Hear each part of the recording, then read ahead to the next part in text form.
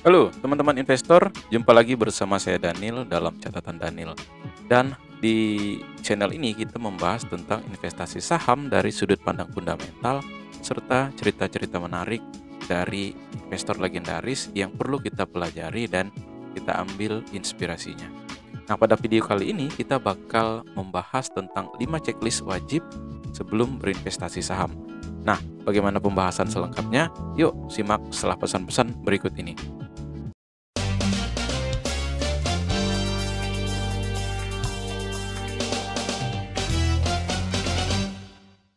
Oke, yang pertama teman-teman harus memiliki pendapatan aktif. Nah, pendapatan aktif ini maksudnya gimana teman-teman? Nah, kalian di sini harus punya sumber penghasilan tetap sebelum mulai berinvestasi. Maksudnya gimana teman-teman? Karena investasi itu sebenarnya bukan pengganti gaji. Saham itu bisa naik turun dan kalian tentu saja tetap butuh yang namanya uang untuk kebutuhan sehari-hari.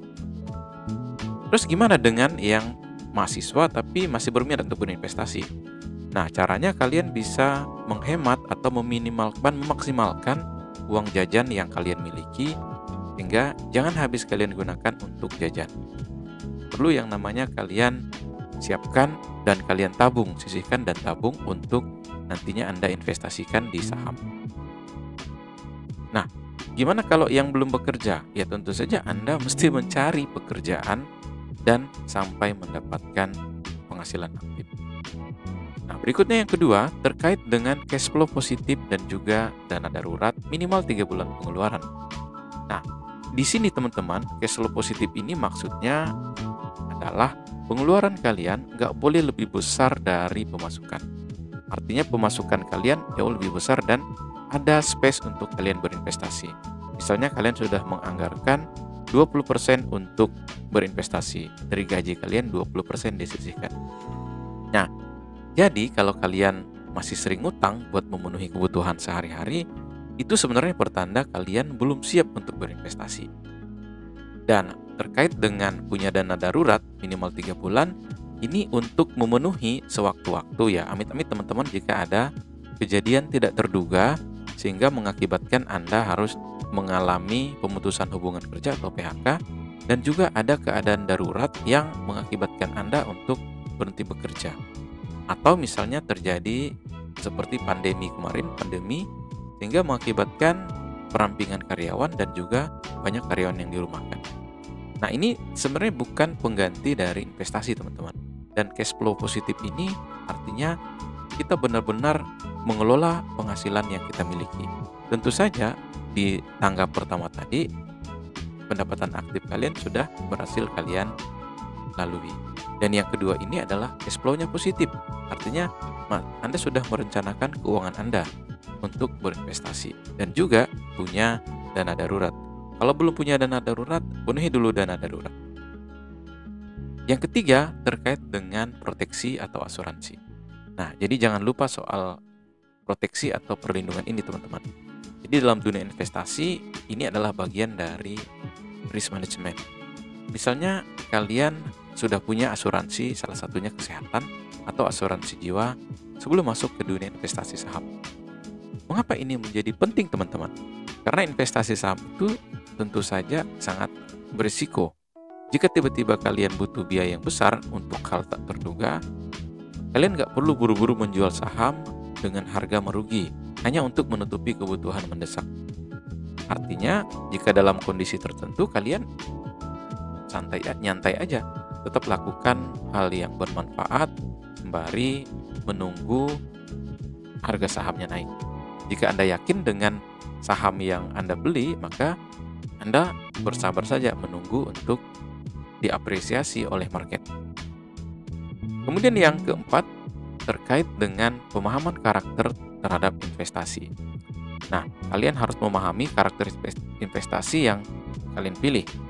Karena setiap investasi itu punya risiko dan potensi keuntungan yang berbeda-beda.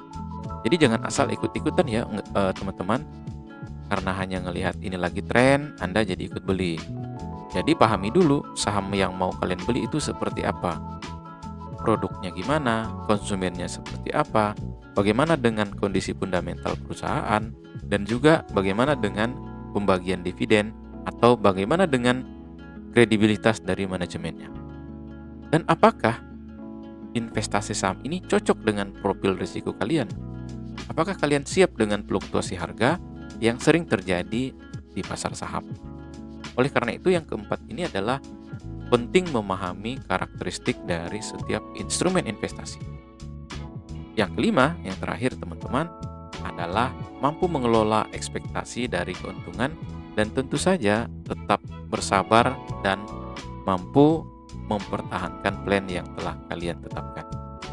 Seringkali teman-teman kita emang tergoda untuk berharap keuntungan yang besar dalam tempo yang singkat. Tapi yang namanya investasi saham ini adalah ibarat maraton, bukan perlombaan siapa cepat atau sprint. Kalian harus punya rencana yang jelas, kemudian menentukan target keuntungan, dan jangan mudah goyah hanya karena pasar sedang bearish atau turun. Ingat teman-teman, kesabaran dan konsistensi adalah kunci sukses dalam berinvestasi. Jadi tetap fokus pada tujuan jangka panjang, bukan hanya keuntungan sesaat. Dan yang perlu kalian pertimbangkan dalam mempertahankan ekspektasi return ini teman-teman, bahwa sebisa mungkin kalian menghitung bahwa di dalam return dari obligasi negara yang minim risiko itu adalah 7% dan menyesuaikan inflasi itu sekitar 5%, artinya kalian harus menetapkan 12% sebagai ekspektasi return. Dan kalau kita lihat dalam 10 tahun terakhir atau bahkan 20 tahun terakhir, IHSG itu pertumbuhannya atau CAGR-nya itu mencapai 14%. Nah, artinya kita kalau mau mengelola returnnya ini tadi tetap berada atau menyamai pasar, atau bahkan kalau perlu mengalahkan returnnya pasar. Nah, oleh karena itu teman-teman, kalian perlu tetap belajar dan juga mencari informasi dan tetap rasional dalam mengambil keputusan.